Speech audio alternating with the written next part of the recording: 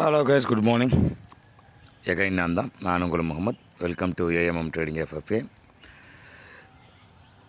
நம்ம சேனலை தொடர்ந்து சப்போர்ட் பண்ணி, லைக் பண்ணி, சப்ஸ்கிரைப் பண்ண அனைத்து நல்ல உள்ளவங்களுக்கும் நன்றி. இதே ஆதரவு எப்பவும் கொடுப்பீங்கன்னு நம்புகிறேன். ஸோ இன்றைக்கி தேர்ஸ்டே, நிஃப்டியோட எக்ஸ்பைரி இல்லையா? ஸோ அதுக்கு முன்னாடி வழக்கம் போல் நாஸ்டாக்கு, குளோபலு இவங்கெல்லாம் எப்படி இருக்காங்கன்னு சொல்லிட்டு ஒரு ரவுண்டு அடிச்சிடலாம். ஸோ குளோபலை பொறுத்தளவுக்கு ஃபஸ்ட்டு நாஸ்டாக்கில் நேற்று ஒரு நியூஸ் வந்து கொடுத்தாப்புல ட்ரம்ப்பு. அதோட விளைவு வந்து இம்மிடியட்டாக ஒரு 300 பாயிண்ட் விருத்து இறக்கிட்டாங்க. எலான் மஸ்கிட்ட தூக்கி நல்ல ஒரு பொறுப்பு ஒப்படைச்சிருக்காரு போல். அமெரிக்காவை தூக்கி நிலைநிறுத்துறதுக்கு எலான் மஸ்கின் உதவி, எலான் மஸ்கிட்ட ஃபுல் பொறுப்பு கொடுத்துட்டாங்க. அதோட விளைவு வந்து அமெரிக்காவிலே போராட்டம் நடந்துக்கிட்டு தான் இருக்குது. ஸோ அதனால தான் வந்து மார்க்கெட் வந்து அந்த மார்க்கெட்டை பாதிச்சிருச்சு. அதை பேஸ் பண்ணி போன நம்மளோட நிஃப்டியும் லைட்டாக வந்து சறுக்கிடுச்சு. இருந்தாலும் லைட்டாக ரெக்கவரி கொடுத்துட்டாங்க.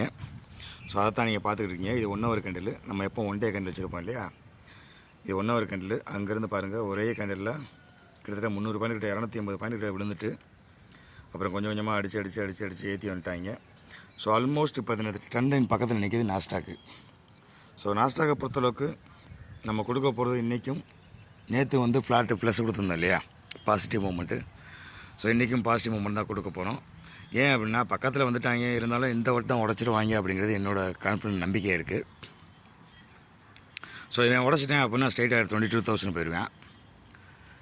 அப்படி நாஸ்டாக் போயிடுச்சு அப்படின்னா நம்ம அதை ஃபாலோ பண்ணுற நம்மளோட ஐடி செக்டர்ஸ் எல்லாம் ஃபாலோ பண்ண ஆரம்பிச்சிடும். ஸோ நீங்கள் நாஸ்டாக்கை பொறுத்தளவுக்கு ப்ளஸ் கொடுக்கலாம். டவ் ஜோன்ஸும் சேம் ஸ்டோரி தான். அந்த ஒரு கண்டில் தான் 400 பாயிண்ட் கிட்ட இறக்கிட்டாங்க, 350 பாயிண்ட் கிட்ட. பட் இவன் ரெக்கவரி கொடுக்கல. நாஸ்டாக் ஆல்ரெடி ஃபுல் பேக் கொடுத்து போயிட்டான். பட் டவ் ஜோன்ஸ் வந்து அங்கே தான் நிற்கிது.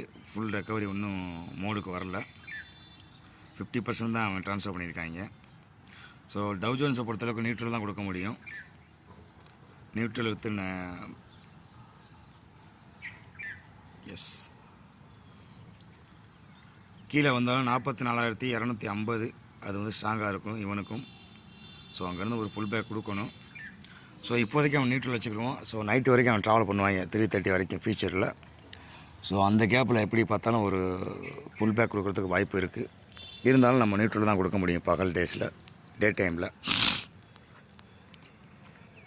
ஸோ குளோபலை பொறுத்தவரைக்கும் நமக்கு எந்த சப்போர்ட்டும் இல்லை. ஏன் அப்படின்னு கேட்டிங்கன்னா, நாஸ்டாக்கு ப்ளஸில் போனாலும் டவ் ஜோன்ஸ் மைனஸில் போயிட்டுருக்காப்புல. ஸோ அதனால் அது ரெண்டும் அடியாயிரும். So Nifty